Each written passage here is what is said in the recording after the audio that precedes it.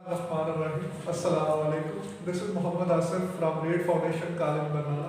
आज हम 10th class mathematics की सीरीज स्टार्ट करने जा रहे हैं जिसका आगाज हम चैप्टर 1 से करते हैं।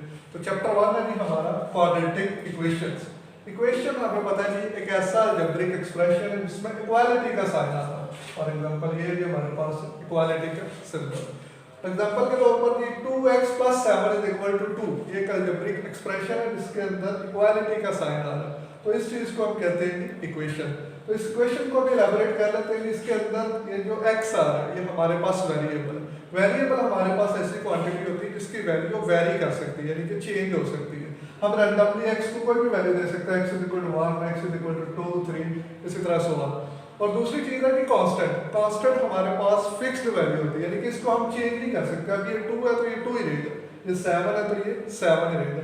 अगर कोई कांस्टेंट वैल्यू किसी वेरिएबल के साथ मल्टीप्लाई हो रही है तो उसको हम कहते हैं कि कोएफिशिएंट, यानी कि इस इक्वेशन के अंदर 2 हमारे पास कोएफिशिएंट है।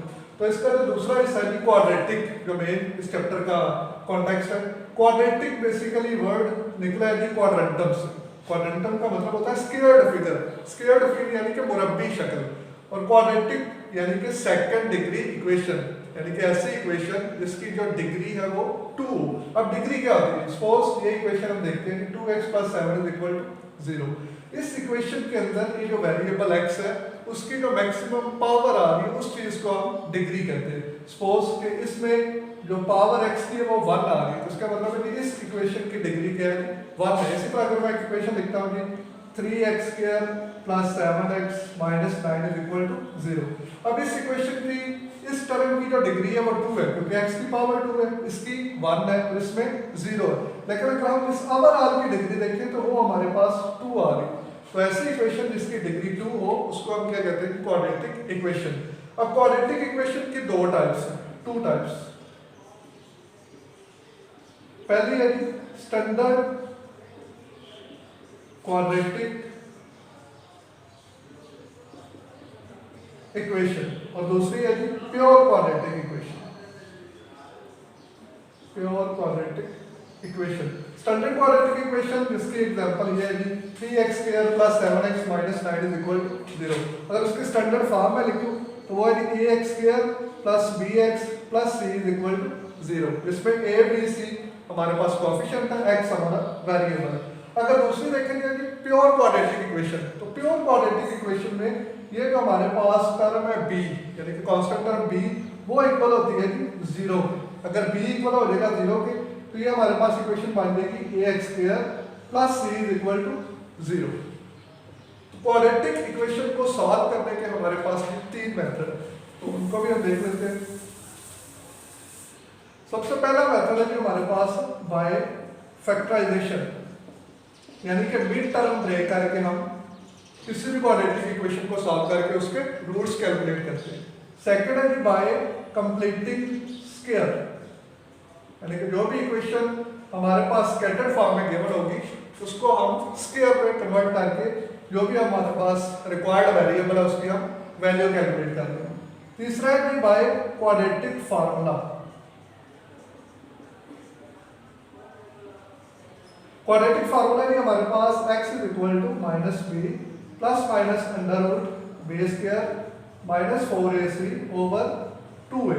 तो इस क्वाड्रेटिक फार्मूले से हमें नजर आ रहा है कि किसी भी क्वाड्रेटिक इक्वेशन के जो रूट्स हैं वो हमारे पास 2 होते हैं, तो एक पॉजिटिव वैल्यू और एक नेगेटिव वैल्यू हम इस फार्मूले के मुताबिक निकालेंगे।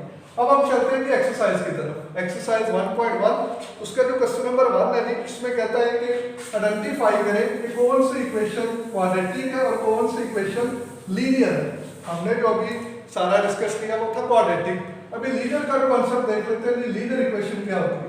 लीनियर इक्वेशन हमारे पास ऐसी इक्वेशन है जिसकी जो डिग्री है वो 1 हो। लीनियर इक्वेशन को हम फर्स्ट डिग्री इक्वेशन भी कहते हैं। For example ax + b = 0। ये हमारे पास जनरल लीनियर इक्वेशन है जिसमें x की पावर क्या आ रही है? 1 आ रही है। तो क्वेश्चन की तरफ चलते हैं। क्वेश्चन नंबर 1 का एक पार्ट में ऐड करने लगा हूं। क्वेश्चन है हमारे पास x + 4 * 5 - 2x = 6। क्वेश्चन नंबर 1 का थर्ड पार्ट है। तो कहता है कि बताएं इसको सिंप्लीफाई करने के बाद कि ये क्वाड्रेटिक इक्वेशन है या फिर लीनियर इक्वेशन। तो दो टर्म में आपस में मल्टीप्लाई हो रही है। सबसे पहला स्टेप भी इनको आपस में मल्टीप्लाई कर ले। तो x को 5 से मल्टीप्लाई किया 5x, फिर x को -2x से मल्टीप्लाई किया प्लस माइनस माइनस, और x को x से मल्टीप्लाई होके 2x में।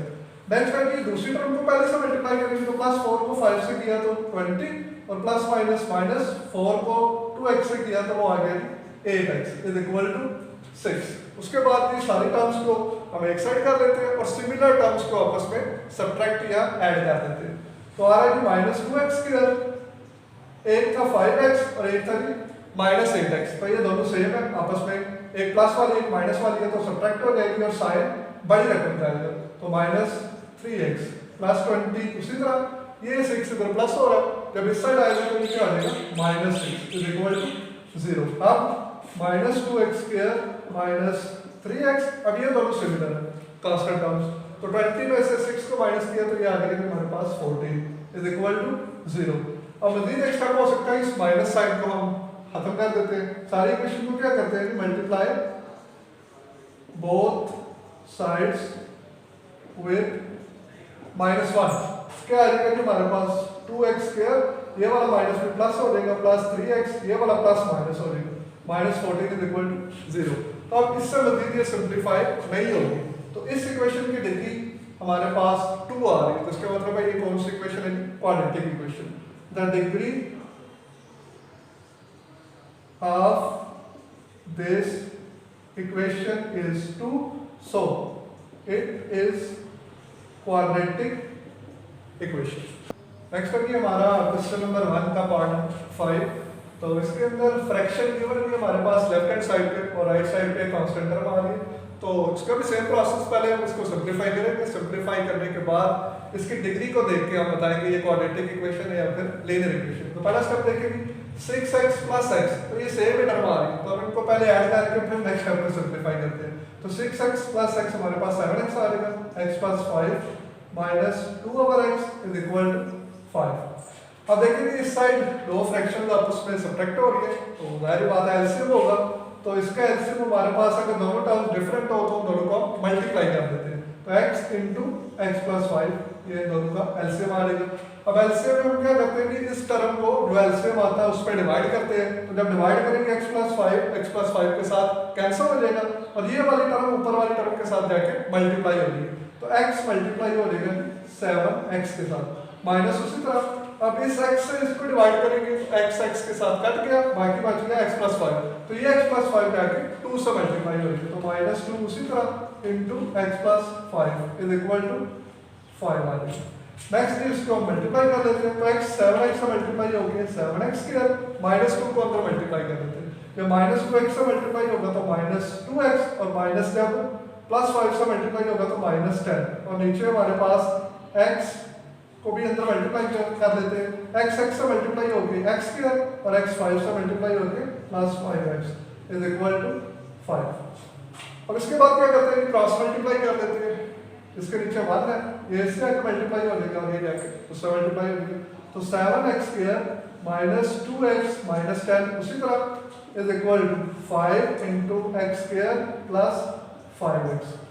अब जी 7x² -2x -10 उसी तरह 5 को अंदर मल्टीप्लाई कर देते हैं।